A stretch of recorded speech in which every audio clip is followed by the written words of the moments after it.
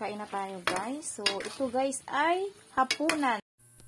Hello guys! Welcome back to my YouTube channel, Maring Tess Baron. For today's video po ay magluluto tayo ng saging na saba. So, medyo mura pa ito na saging guys. So, ganito.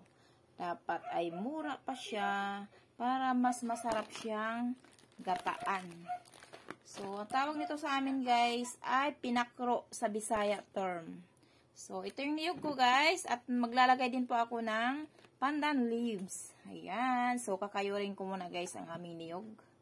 At magbabalat din ako ng saging. So, nakaready na ang aking kayuran guys. Napakatalas nito guys. Kaya ingat-ingat tayo. So, pang pour lang ito guys. Pang pour. Hindi ito pang whip yan. Kayo tayo guys ng niyog. At magbalat naman po tayo nitong saging. So, make sure guys ay malinis na po ang ating saging na saba.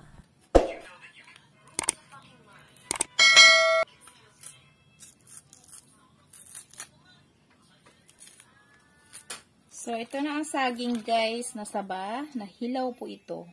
Yan. Gagayatin ko lang po guys na medyo ganito guys. Oh. Para mas masarap guys.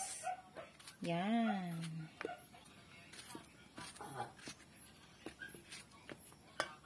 Then, ilagay natin ang coconut milk. Ito yung pinakang iluluto natin sa saging. At ang pangunang gata, ang ating pangpalapot. Ayan guys, tutuin na natin. So, meron tayo ditong pandan leaves guys. Oh. So, hinalo ko na siya dito sa ating saging sa pagluluto. Ayan. At ito ang ating brown sugar and ang ating coconut cream. Ayan. So, ayan na guys. Kumukulo na po ang ating gata. So, haluin lang natin ang haluin para hindi mabuo ang gata. Ayan. At hintayin lang natin maluto ang saging guys. Ilagay na natin ang ating sugar. Napakabango ng pandan natin, guys.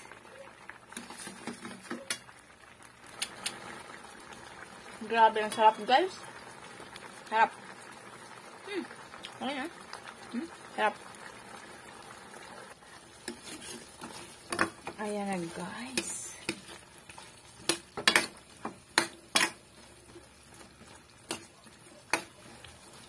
So, ilagay na natin guys ang ating coconut cream. Ayan.